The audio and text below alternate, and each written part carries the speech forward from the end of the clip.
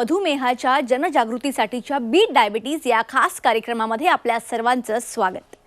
या कार्यक्रमाद्वारे आपण मधुमेह आणि विशेषतः प्री डायबिटीज बद्दल तज्ञ मार्गदर्शकांकडून मार्गदर्शन घेणार आहोत। दिवसेंदिवस देशातील मधुमेही समजल्या जाणाऱ्यांची संख्या वाढते। ही संख्या अजून वाढू नये यासाठी सरकारी असो किंवा खासगी संस्थांच्या मदतीने त्याचबरोबर डॉक्टर आरोग्य सेवकांकडून विविध पातळीवर प्रयत्न केले जात आहेत। या कार्यक्रमाच्या माध्यमातून आपण मधुमेह प्री डायबिटीज लेवलला थांबवण्यासाठी काय करणं गरजेचं आहे, त्याची लक्षणं कोणती, कोणत्या तपासण्या गरजेच्या आहेत, आपली जीवनशैली कशी असली पाहिजे अशा अनेक प्रश्नांची उत्तरं मार्गदर्शकांकडून घेणार आहोत।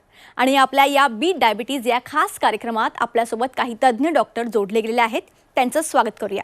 प्रसिद्ध डायबिटॉलॉजिस्ट डॉक्टर अभिजित जाधव। नमस्कार वैशाली। डॉक्टर, स्वागत आहे तुमचं। डॉक्टर अभिजित जाधव हे मुलुंड पूर्व मुंबई येथील डायबिटॉलॉजिस्ट, जनरल एंडोक्राइनॉलॉजिस्ट आणि कन्सल्टंट फिजिशियन आहेत। डॉक्टरांनी BYL नायर हॉस्पिटल मुंबईमधून MBBS, BYL नायर हॉस्पिटल मुंबईमधून डी डायबिटॉलॉजी आणि BYL नायर हॉस्पिटल मुंबईमधून FCPS मेडिसिन पूर्ण केलेलं आहे। आदित्य केअरच्या माध्यमातून अनेकांवर त्यांनी उपचार केलेले आहेत। त्यासोबतच डॉक्टर महेश पडसलगे। डॉक्टर, स्वागत आहे तुमचं। डॉक्टर महेश पडसलगे यांनी fellowship in diabetes CMC Vellore येथून पूर्ण केली आहे। Diploma in endocrinology UK MRCP UK येथून पूर्ण केलं आहे। Fellowship in diabetes CMC Vellore, diploma in endocrinology UK MRCP UK येथून केलेला आहे। डायबेकेअर डायबिटीज आणि एंडोक्राइन क्लिनिक नवी मुंबई येथे ते असतात। आणि डॉक्टर रुकिया शेख सुद्धा आपल्यासोबत जोडल्या गेलेल्या आहेत। डॉक्टर रुकिया शेख, स्वागत आहे तुमचं। डॉक्टर रुकिया शेख यांच्याबद्दल थोडक्यात जाणून घेऊयात। डॉक्टर रुकिया शेख या सल्लागार डायबिटॉलॉजिस्ट आणि थायरॉइड विशेष तज्ञ आहेत। MBBS डीप डायबिटॉलॉजी नायर येथून त्यांनी पूर्ण केलेली आहे आणि FRSPH UK येथून ब्लू सर्कल क्लिनिक डायबिटीज आणि thyroid speciality care Mulund Mumbai येथे ते असतात। चला तर आपल्या मूळ विषयाला सुरुवात करूयात। तर डॉक्टर अभिजित जाधव, तुमच्यापासून सुरुवात करूयात। 2019 ते 2021च्या दरम्यान भारतामध्ये 31 लाख लोकांना मधुमेह झाल्याचं निष्पन्न झालं। ही संख्या दिवसेंदिवस वाढते। विशेषतः प्री डायबिटीज होणाऱ्यांची संख्या अधिक आहे, पण याबद्दल विशेष काही बोललं जात नाही। तर प्री डायबिटीज ही स्थिती किती गंभीर आहे आणि मधुमेहाप्रमाणेच याबद्दल का बोललं जात नाही? 6 महिन्यापूर्वी जागतिक आरोग्य केंद्र संस्थेचा WHO जो अहवाल आला त्याच्यामध्ये भारतामध्ये डायबिटीजची प्रेव्हॅलन्स ज्याला म्हणतो इन्सिडन्स तो आहे 12% आणि प्री डायबिटीजचं प्रमाण आहे 16 ते 18%। म्हणजे भारतामध्ये प्री डायबिटीजची संख्या डायबिटीजपेक्षा जास्त आहे। त्याचं कारण आपला जे मिडल एज ग्रुप आहे, वर्किंग क्लास, त्याच्यामध्ये ओबेसिटी वाढत चालली आणि म्हणून डायबिटीज हा वेगाने वाढतोय। पण हा वर्किंग क्लास हा असिम्प्टोमॅटिक आहे, त्यांना लक्षणं नाही आहेत, त्यामुळे ते डॉक्टरकडे जात नाहीयेत किंवा स्वतःची रक्त तपासण्या करत नाहीयेत। आणि त्यामुळे याबद्दल बऱ्याच लोकांना कल्पना नाहीये की हा प्री डायबिटीज किती मोठा भस्मासूर असू शकतो आणि त्यामुळेच याबद्दल बोललं जात नाहीये। पण आता जे अहवाल येऊ लागले त्यामध्ये आपण या 20 ते 40 वर्षाच्या वयांना जास्त टार्गेट करतोय आणि प्री डायबिटीज पेशंटला आपण जास्तीत जास्त स्क्रीन करतोय आणि त्यांच्यावर क्लोजली वॉच ठेवतोय। डॉक्टर महेश पडसलगे, प्री डायबिटीजच्या प्रादुर्भावात योगदान देणारी जीवनशैली म्हणजेच लाईफस्टाईलचे जबाबदार घटक कोणते आहेत? तुम्ही जे प्रश्न विचारताय त्याच्यामध्ये डायबिटीज होण्याच्या अगोदरची जी स्थिती असते त्याला आपण प्री डायबिटीज म्हणतो। जगामध्ये जवळपास भरपूर 400 मिलियन पेशंट्स डायबिटिक आहेत। आपल्या भारतामध्ये जवळपास 100 करोड पेशंट, 100 करोडच्या आपल्या 135 करोडच्या आबादीमध्ये जवळपास 1 करोडच्या आसपास डायबिटिक आहेत आता सध्या। आणि नवीन ICMRच्या स्टडीनुसार 15% आसपास प्री डायबिटीजची संख्या आहे। तर आपल्या जीवनशैलीच्या प्रादुर्भावामुळे बेसिकली आपण जर झोप बघितली, झोप कमी असणं किंवा एकाच ठिकाणी बसून राहणं जास्त वेळ, स्थूलता राहणं, सेंट्रल ओबेसिटी जे म्हणतो आपण, विसरल ओबेसिटी जे आहे ते आपल्या पोटामधलं फॅट जे आहे त्याच्यामुळे सुद्धा डायबिटीज वाढतो। स्ट्रेस आहे, ऑफिशियल स्ट्रेस आहे, घरचा स्ट्रेस आहे, हे स्ट्रेस फॅक्टर पण थोडेफार काम करतात।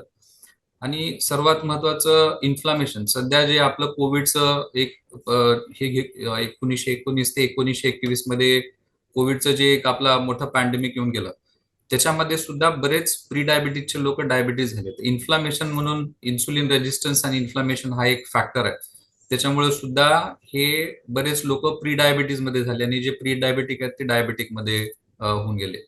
तर आणि दुसरी गोष्ट लाईफस्टाईलमध्ये एक्झरसाईज खूप कमी लोक करतायत, लोकांना वेळ मिळत नाहीये. आणि महत्वाचं म्हणजे रेडी टू ईट असे जे पदार्थ खाण्याची जी संख्या आहे ते आपल्या भारतामध्ये बरीच जास्त वाढलेली आहे.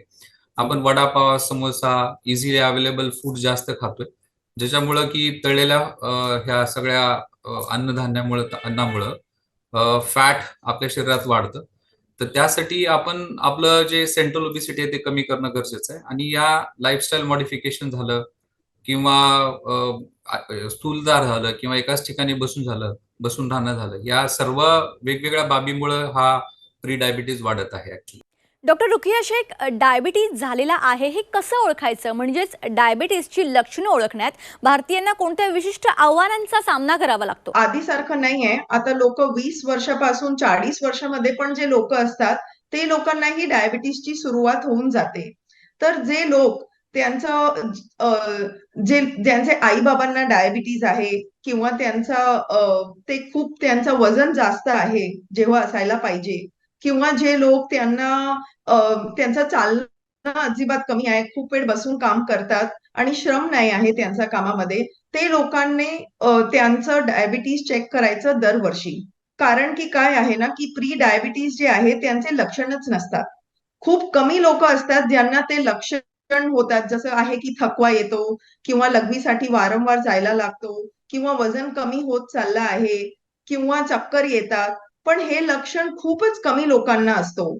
प्री डायबिटीज जे आहे ते त्यांचं विशेष जर मी सांगू तर त्याचे लक्षण नसतात. म्हणून आपल्याला लोकांना जागरूक करून लोकांना सांगायचं आहे, की जर तुमचं वजन जास्त आहे किंवा तुमच्या आई-बाबांना डायबिटीज आहे आणि तुमची वय कमीही असली, तरीही तुम्हाला दरवर्षी तुमचं डायबिटीज चेक करायला पाहिजे. Doctor Abhijit Jadhav, pre diabetes आणि डायबिटीज यांची लक्षणं कोणती आहेत? त्याचा दैनंदिन जीवनावर आणि मधुमेहाच्या व्यवस्थापनावर कसा परिणाम होतो? डायबिटीस म्हणजे मधुमेहामध्ये जी आपण ऑस्मोटिक सिम्पटम्स म्हणतो, ऑस्मोटिक डाययुरेसिस, वेट लॉस, वारंवार लघवीला होणे, तहान लागणे, ही जरी लक्षणं आमच्या टेक्स्टबुकमध्ये जरी असली, ती प्रामुख्याने 90% जनतेमध्ये दिसून येत नाही. डायबिटीस जेव्हा जुना होतो तेव्हा सुद्धा ती लक्षणं फार कमी असतात. सो ही जी मूळ लक्षणं आहेत, जी डायबिटीसची आहेत, ती प्री डायबिटीसमध्ये मूळतः अब्सेंट असतात, ज्याला आम्ही शून्य लक्षण असलेला डायबिटीस, शून्य विरहित ज्याला आपण म्हणू शकतो. सो प्री डायबिटीसमध्ये जर कोणतीच लक्षणं असतील तर पेशंटला डॉक्टरकडे जायची गरज का, हा पहिला मुद्दा येतो. त्यामुळे हा जो प्री डायबिटीसचा हा जो ज्याला आपण संज्ञा म्हणूया, ही मुळातच एक प्रकारे आईसबर्ग फिनॉमिना, म्हणजे हिमनगाचं टोक कसं 10% पाण्यावर तरंगतं, 90% पाण्याखाली असतं, तर तसेच हे प्री डायबिटीसचे सगळे रुग्ण असू शकतात की ज्यांना लक्षणं नाही आहेत, पण 90% ते आजाराने त्रस्त आहेत आणि येत्या 10 वर्षामध्ये त्या प्री डायबिटीसमुळे त्यांना प्रामुख्याने कार्डिओव्हास्क्युलर आजार हे होणार आहे. पण त्यांना लक्षणं नसल्यामुळे त्यांच्याकडे दुर्लक्ष करणं मुळातच चुकीचं आहे. त्यांना वेळोवेळी स्क्रीनिंग करणं, अगदी वयाच्या 20 पासून ते अगदी 40 पर्यंत, आणि पिरियॉडिकल त्यांच्या नॉट ओन्ली शुगर बट त्यांचं वेट, कोलेस्ट्रॉल, ब्लड प्रेशर आणि टॉप टू बॉटम स्क्रीनिंग करत राहणं हा एकच मार्ग आहे. कारण लक्षण नसलेला हा आजार असल्यामुळे त्याच्यावर वारंवार त्याला स्कॅन करणं हे फार महत्वाचं. जसं डायबेटिक पेशंटमध्ये व्यक्ती वेट लॉस झाल्यावर तुमच्याकडे येईल, तसं गरज नाहीये की प्री डायबिटीस व्यक्ती तुम्हाला अप्रोच करेल की त्याला लक्षणं आहेत म्हणून. हा मेन बॅरियर आहे प्री डायबिटीस पेशंटला ट्रीटमेंट देण्यामध्ये. कारण त्यांनाही असं वाटतं की मला पथ्य करायची काय गरज आहे, मला डाएट करायची किंवा एक्सरसाइज करायची काय गरज आहे, मला तर काही लक्षणं नाही आहेत आणि मी तुमच्या गोळ्या तरी का घेऊ. तर हा महत्वाचा मुद्दा आहे डायबिटीस वर्सेस प्री डायबिटीस मध्ये. डॉक्टर महेश पडसलगे, पुन्हा एकदा तुमच्याकडे येते. प्री डायबिटीज आपण कसा ओळखला पाहिजे याविषयी थोडं आपल्या प्रेक्षकांना मार्गदर्शन करा. बऱ्याच वेळा प्री डायबिटीज मध्ये रिएक्टिव्ह हायपोग्लायसिमिया नावाचा एक त्रास होतो, ज्याच्यामध्ये खूप साखर कमी होते, खूप भूक लागायला लागते आणि खूप ते सगळे लोक स्थूल असतात. अशा लोकांनी लक्षात ठेवायला पाहिजे की डायबिटीज चेक करणं गरजेचं आहे. दुसरी गोष्ट, एक इंडियन डायबिटीज रिस्क स्कोर नावाचं एक रिस्क स्कोर आपल्या गुगलवर सुद्धा आहे अवेलेबल. आणि त्याच्यामध्ये आपण आपलं वय किती आहे किंवा आपली स्थूलता किती आहे किंवा आपल्याला फॅमिली हिस्ट्री, म्हणजे माझे दोन्ही आई वडील डायबिटिक आहेत का, किंवा माझं एक्झरसाइज करायचा पॅटर्न किती आहे, अशा ह्या 4 गोष्टी आपण जर त्याच्यामध्ये फीड केल्या तर आपल्याला त्या इंडियन डायबिटीज रिस्क स्कोर मध्ये कळतं की आपले पॉइंट्स किती आहेत. आणि ते खूप इझी आहे की गुगलवर किंवा कुठेही आपल्याला भेटू शकतं. तर जर ते 60 पॉईंट पेक्षा जास्त असेल तर आपण दरवर्षी आपलं डायबिटीज चेक करायला पाहिजे किंवा आपल्याला डायबिटीज आहे की नाही. दुसरी गोष्ट, जसं आम्ही म्हणालो की स्थूलता किंवा एक्झरसाइज न करण्यामुळे डायबिटीज होतो, तर त्यासाठी जर आपलं वय 35 वर्षापेक्षा जास्त असेल आणि सर्वसाधारणतः आम्ही वेस्ट सर्कम्फरन्स असं म्हणतो, म्हणजे आपली पॅन्टची जी नंबर असतो पॅन्टचा, तर वेस्ट सर्कम्फरन्स 80 सेंटीमीटर पेक्षा जास्त मुलींसाठी आणि 90 सेंटीमीटर पेक्षा जास्त माणसांसाठी जर असेल तर त्या लोकांना आपण सेंट्रल ओबीस म्हणतो. आणि ह्या लोकांनी लगेच आपल्याला डायबिटीज चेक करणं गरजेचं आहे दरवर्षी. म्हणजे सर्वसाधारणतः कुणी पॅन्ट जर 36 इंच पेक्षा जास्त वापरत असेल माणसांमध्ये आणि 34 पेक्षा जास्त मुलींमध्ये किंवा बायकांमध्ये जास्त वापरत असतील तर त्या लोकांना डायबिटीज होण्याचे चान्सेस जास्त आहेत. जर एकच पॅरेंट डायबिटिक असेल तर 40% डायबिटीज होण्याचे चान्स आहेत. दोन्ही आई वडील दोन्ही डायबिटिक असतील तर 90% चान्स आहे की तुम्हाला डायबिटीज होऊ शकतो. तर वयाच्या 35 वर्षाच्या नंतर सर्व आपल्या भारतीय लोकांनी आपलं डायबिटीज दरवर्षी एकदा चेक करणं गरजेचं आहे. आणि जर वय आपलं 35 पेक्षा कमी जरी असेल आणि आपला BMI म्हणजे बॉडी मास इंडेक्स, आणखीन एक आपण द्योतक यूज करतो आपल्या वजनासाठी किंवा आपल्या ओबिसिटीसाठी, आणि ते जर 30 पेक्षा जास्त असेल तर ह्या सर्व लोकांनी डायबिटीज स्क्रीन करायला पाहिजे किंवा डायबिटीज आहे का बघायला पाहिजे. तर तो कसा बघायचा? खूप सोपी पद्धत आहे. आपलं उपाशीपोटी ब्लड शुगर जर समजा 100 ते 125च्या दरम्यान असेल त्याला आपण प्री डायबिटिक म्हणतो. किंवा OGTT टेस्ट किंवा जेवल्यानंतर असंही जर शुगर आपली 141 ते 199 पर्यंत जर असेल तर त्या माणसांना आपण प्री डायबिटिक म्हणतो. आणि महत्वाची आजकाल एक नवीन टेस्ट आहे, नवीन म्हणजे बरेच 10-15 वर्षापासून आहे, त्याला आपण HbA1c म्हणतो, 3 महिन्याचा अवरेज शुगर. ते जर जर समजा 5.8 पासून ते 6.4 पर्यंत असेल तर ह्या सर्व लोकांना आपण प्री डायबिटिक म्हणतो. आणि ह्या टेस्ट खूप आता इझिली अवेलेबल आहेत, तर या टेस्ट ह्या सर्व लोकांनी करायला पाहिजे. डॉक्टर रुखिया शेख, मला असं विचारायचं आहे की प्रत्येकाचाच डाएट वेगवेगळा असतो, तर प्री डायबिटीजचे व्यवस्थापन करण्यासाठी मधुमेह होणार नाही याची खात्री करण्यासाठी आपल्या जीवनशैलीत म्हणजेच डेली रुटीनमध्ये कोणते बदल करणं गरजेचं आहे? सर्वात महत्वाचं आहे ते आहे आहार. तर तुमचं जे आहार आहे ते संतुलित पाहिजे, ते पुरे अन्न पाहिजे त्यामध्ये दाणे पाहिजे, त्यामध्ये भाज्या पाहिजे, त्यामध्ये फळे पाहिजे. सगळ्या प्रकारचे जे आहार आहे ते सगळंच पाहिजे तुमच्या आहारमध्ये, की तुम्हाला जे बॅलन्स डाएट आपण म्हणतो, कार्बोहायड्रेट्स, प्रोटीन्स आणि फॅट्स सगळं पाहिजे आपल्या आहारमध्ये. दुसरं महत्वाचं असतो, की कारण की आपण असं बघतो, की जे लोकं ज्यांना प्री डायबिटीज असतं, ते लोकं त्यांचं वजन जास्त असते. तर ते लोकांनी आपलं वजन कमी करण्याचे प्रयत्न करायची आणि ते कमी करण्यासाठी सगळे फॅट डाएट जे आहे ते नाही करायचं आणि डायटिशियन कडून जाऊन किंवा डॉक्टरांची सल्ला घेऊन ते नियमित आहार घेऊन आपलं वजन कमी करायचं. आपण बघतो की आजचं आपणचं जे जीवन झालं आहे ते एकदम आपण बसत राहतो खूप तासासाठी. जे लोकं कॉम्प्युटरवर दिवसभर बसत राहतात, त्यांचं अजिबात चालणं होत नाही. कोविडमध्ये ही लोकं आणि कोविडच्या नंतरही आता आपण बघतो की वर्क फ्रॉम होम सिच्युएशन झाली आहे. तर लोकं दिवसभर घरी बसूनच काम करतात आणि जे लोकं कामावर जातात तेही घरून खाली पडल्यावर ते गाडीमध्ये जातात आणि चालणं आपलं खूप कमी झालं आहे. तर आपल्याला ते बघायचं आहे की आपली जी शारीरिक क्रिया आहे ते वाढायची आहे. ते शारीरिक क्रिया आपण रेग्युलर वॉकिंगसेही करू शकतो किंवा लोकांना पाहिजे तर ते जिम जाऊनही ते करू शकतात. तुम्हाला ते योग आहे ते पण तुम्ही करू शकतो. तुमचं वजन तुम्ही कमी करा आणि दुसरं आहे की तुमचं जे टेन्शन आहे, स्ट्रेस आहे ते कमी करण्याचा प्रयत्न करा. आणि ऑल्सो आपण आता बघतो की जे लोकं ज्यांची झोप बरोबर होत नाही आहे किंवा टाईमवर झोप नाही होत, खूप लेट उशिरात झोपतात किंवा उशिरात उठतात, जे लोकं खूप शिफ्ट ड्युटी करतात, त्यांनाही आपल्या झोप नियमित करायची गरज आहे. डॉक्टर अभिजित जाधव, प्री डायबिटीजच्या यशस्वी अंमलबजावणीसाठी सामाजिक स्तरावर आणि वैयक्तिक स्तरावर जीवनशैलीत बदल कसे करता येतील? शाळेचं एज्युकेशन तिथे तुमचं हेल्थ सायन्स यायला पाहिजे, फूड हॅबिट्स यायला पाहिजे. आणि त्याचा आजकालच्या शाळांमध्ये येऊ लागलं की टिफिन कसा असावा हे आजच्या शाळेतल्या मुलांना त्यांना आधी इन्स्ट्रक्शन दिलं जातं की जेवणाचा बदल कसा असायला पाहिजे शाळेपासून. बरं, आता प्रत्येक शाळेमध्ये शारीरिक खेळ हे कंपल्सरी झालेले आहेत. तुम्ही बघा, सरकारी शाळा असो किंवा निमसरकारी किंवा प्रायव्हेट असो, तर शाळेपासूनच खेळांचा प्रादुर्भाव जो कमी होता तो आता त्यांनी वाढवलेला आहे. शाळेमध्ये प्रत्येकाला त्यांनी ऍक्टिव्ह केलेला आहे, काही ना काही स्पोर्ट्स ऍक्टिव्हिटी, जशा डॉक्टर सुकिया म्हणाल्या.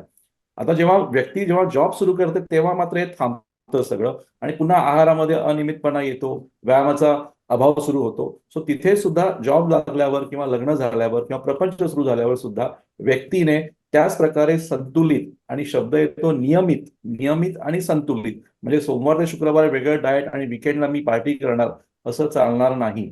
सोमवार ते रविवार नियमित मला आहार घ्यावा लागेल आणि तसाच रेग्युलरली व्यायाम घ्यावा लागेल. बऱ्याच लोकांना सोमवार ते शुक्रवार व्यायाम करता येत नाही, कारण कामाची वेळा आणि प्रवासाचा वेळ हा ठरलेला नसतो.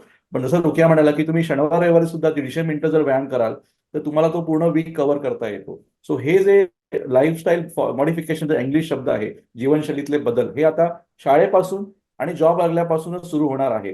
डॉक्टर महेश पडसलगे, आता सगळ्यात महत्त्वाचा प्रश्न असा आहे की एखाद्या व्यक्तीने त्यांच्या रक्तातील साखरेची पातळी कशी आहे, कोणत्या लेवलला आहे, हे चेक करण्यासाठी वारंवार तपासली पाहिजे का? तर याविषयी थोडं आपल्या प्रेक्षकांना मार्गदर्शन कराल? जर एखाद्याला माहिती आहे की मला प्री डायबिटीज आहे किंवा होऊ शकतो, तर मी अगोदरच सांगितलं की एखाद्या माणसाचं वजन खूप जास्त आहे, त्याची पॅन्टची साईज 36 पेक्षा जास्त आहे, त्याच्या आई वडिलांपैकी कुणीतरी डायबिटीज आहे, भाऊ डायबिटिक आहे, किंवा त्याच्या लिव्हरमध्ये फॅट आहे, म्हणजे सोनोग्राफी केली आणि फॅटी लिव्हर डिसीज आहे, किंवा तुम्ही कोलेस्ट्रॉलचं टेस्ट केलं आणि त्याच्यात ट्रायग्लिसराईडचं लेवल जास्त आहे, किंवा तुम्हाला ब्लड प्रेशर आहे, असे जे हाय रिस्क लोक आहेत, किंवा ज्यांचं BMI बॉडी मास इंडेक्स 30 पेक्षा जास्त आहे, किंवा आपल्या भारतामध्ये कुणाचं वय 35 वर्षापेक्षा जास्त असेल, अशा सर्व लोकांनी डायबिटीजचं स्क्रीनिंग दरवर्षी करायला पाहिजे. त्याचबरोबर मुलींमध्ये पॉलिसिस्टिक ओव्हरी डिसीज हा एक नवीन आणखीन एक आजार खूप वाढतो आहे त्या लोकांना, किंवा ज्या लोकांना अगोदर जेस्टेशनल डायबिटीज मलायटस झालेला असेल, किंवा म्हणजे प्रेग्नन्सीच्या रिलेटेड डायबिटीज, या सर्व लोकांनी दरवर्षी आपल्याला डायबिटीजचं स्क्रीनिंग करायला पाहिजे. त्यामध्ये आपली फास्टिंग शुगर, जेवल्यानंतरची शुगर आणि HbA1c या 3 टेस्ट करणं गरजेचं आहे. त्याच्या लेवल मी अगोदरच समजावून सांगितलेलं आहे. तर त्यामुळे मला असं वाटतं की हे हाय रिस्क लोकांनी रेग्युलर करणं गरजेचं आहे, आणि एकदा जर समजा ते निगेटिव्ह असेल तर आपण 3 वर्षाला एकदा सुद्धा करू शकतो. डॉक्टर महेश पडसलगे, तरुणांमध्ये प्री डायबिटीजचे कोणते ट्रेंड तुम्ही पाहिलेले आहेत आणि काय तुमचं याबद्दलचं ऑब्झर्वेशन आहे, आपल्या प्रेक्षकांना सांगा? सर्वात महत्वाचं फॅमिली हिस्ट्री. मला असं वाटतं की जर तुमच्या आई वडिलांना डायबिटीज असेल तर तो ट्रेंड फारच चांगल्या वेगानं वाढतं. आणि त्याचबरोबर ज्या लोकांचं स्थूलता होती आणि त्यांना कोविड होऊन गेलेलं आहे, त्या लोकांना पण ह्या 3 पद्धतीचे वेगवेगळे असे इव्हेंट्स आहेत की त्यामुळं हे बरेच नॉर्मल असणारे लोक प्री डायबिटीस मध्ये ऍक्च्युली कन्वर्ट झालेले आहेत असं समजता येईल आपल्याला. की एक रिॲक्टिव्ह हायपोग्लायसिमिया नावाचं एक सिम्पटम असतं, ज्याच्यामध्ये आपल्याला भरपूर भूक लागते मध्ये मध्ये, आणि जर आपण जेवलो नाही तर आपलं अंग थरथर करायला लागतं, आणि आपण शुगर जर टेस्ट केली तर आपली शुगर कमी येते. तर बऱ्याच वेळा लोकांना असं वाटतं की बहुतेक करून माझी शुगर नॉर्मलच आहे आणि कमी आहे, माझी शुगर कमी व्हायला लागली, म्हणजे तो माणूस परत परत साखर, बिस्किट्स किंवा स्वीट्स खायला चालू करतो, जे की चूक आहे. त्यामुळं आणखीन जास्त स्थूलता वाढते, माणूस आणखीन खातो, आणखीन स्थूलता वाढते, आणि हे माणसं काही दिवसानंतर डायबिटीज मध्ये कन्वर्ट होतात. तर हा एक ट्रेंड फार महत्वाचा आहे की तुम्हाला खूप भूक लागत असेल तर तुम्ही पहिल्यांदा तुम्ही स्क्रीन करा की तुम्हाला डायबिटीज आहे का. जर नसेल तर तुम्ही डॉक्टरांना विचारा की मला डायबिटीज होऊ शकतो का. डॉक्टर रुकिया शेख, दुर्गम किंवा कमी शहरी भागात प्री डायबिटीजचे व्यवस्थापन करणाऱ्या व्यक्तींसाठी सतत समर्थन आणि देखरेख प्रदान करण्यासाठी टेलिमेडिसिन आणि तंत्रज्ञानाचा कसा उपयोग केला जाऊ शकतो, याबद्दल काय सांगाल? तर टेलिमेडिसिन आणि टेक्नॉलॉजी हेच घेऊन आपण त्यांना पेशंटला कुठेही कुठल्याही कोण्यामध्ये देशामध्ये असू दे आपण त्यांना ट्रीट करू शकतो. पहिलं कसं करायचं की एक आहे टेलिमेडिसिन, म्हणजे तुमचं डॉक्टर मुंबई शहरामध्ये आहे किंवा मोठ्या शहरामध्ये आहे आणि तुम्ही गावामध्ये राहतात. तर तुम्ही टेलिमेडिसिनने म्हणजे फोनवर किंवा लॅपटॉपवर किंवा जे ऑनलाईन प्लॅटफॉर्म आहे त्यावर तुम्ही डॉक्टरांशी बोलून तुम्ही डॉक्टरांची अपॉइंटमेंट घेऊन त्यांचे कन्सल्टेशन घेऊ शकतात. दुसरं असतात की आता आपण समजलो आहे की पेशंटला वेगवेगळ्या प्रकारची आपण सांगतो की तुम्ही फिजिकल ऍक्टिव्हिटी करा, तुम्ही क्रिया वाढवा तुमची, तुम्ही जेवणाचा आहार तुम्ही तुमचं बघा. तर ते सगळं मॉनिटर करण्यासाठी असतात मोबाईल ऍप्लिकेशन्स. तुमच्या मोबाईलमध्ये खूप सारे असं मोबाईल ऍप्लिकेशन असतात की तुम्ही तुमचं जेवणाची प्लेटचा फक्त फोटो त्यामध्ये आपण घेतलं तर ते तुम्हाला सांगते की हा जे तुमचं प्लेटमध्ये जेवण आहे ते तुमच्यासाठी बरोबर आहे की नाही आहे. म्हणजे ते आहार चांगला आहे, ते बॅलन्स्ड आहे आणि संतुलित आहे की नाही आहे. तर ते आपण मोबाईल ऍप्लिकेशन जे असतात ते शकतो. खूप लोकांना असं असतं की मॅडम तुम्ही सांगितलं आहात की तुम्ही आहार घ्या बरोबर किंवा तुम्ही औषध घ्या, पण मी विसरतो. तर हे आपलं जे मोबाईल आहे किंवा जे आपली घडी आहे ते आपल्याला रिमाइंडर देऊ शकते किंवा आपल्याला अलार्म देऊ शकते की आता माझं चालण्याचा वेळ झाला आहे किंवा आता माझं खेळण्याचा वेळ झाला आहे किंवा माझा आहार बरोबर आहे की नाही आहे, ते रिमाइंडर ते आपल्याला टाकू शकतो की मी आजचं फळ घेतलं की नाही आहे. तर त्याप्रमाणे आपण बघू शकतो की आपल्या आपलं जे नियम आपण करतो ते बरोबर कंप्लायन्स आहे की नाही आहे त्यामध्ये. तर doctor Abhijit Jadhav, doctor Mahesh Padsalge, doctor Rukiya Shaikh, तुम्ही या ठिकाणी कनेक्ट झाला आणि खूप चांगलं मार्गदर्शन आपल्या प्रेक्षकांना केलं, त्यासाठी तुमचे मनापासून धन्यवाद. तर प्रेक्षकांनो, मधुमेहाच्या जनजागृतीसाठीच्या बीट डायबिटीज या खास कार्यक्रमामध्ये doctor Abhijit Jadhav, doctor Mahesh Padsalge, doctor Rukiya Shaikh यांनी उत्कृष्ट असं मार्गदर्शन केलेलं आहे. प्री डायबिटीज कसा ओळखला पाहिजे यापासून ते डायबिटीजचे व्यवस्थापन, निदान आणि त्यासाठी जीवनशैलीत म्हणजे आपल्या डेली रुटीनमध्ये आपण कसे बदल केले पाहिजेत याविषयी अतिशय महत्त्वपूर्ण असं मार्गदर्शन त्यांनी केलेलं आहे आणि याचा तुम्हाला नक्की फायदा होईल अशी आशा करते. कार्यक्रमात आता वेळ झाली इथेच थांबण्याची. ताज्या बातम्यांकरिता पाहत रहा झी 24 तास.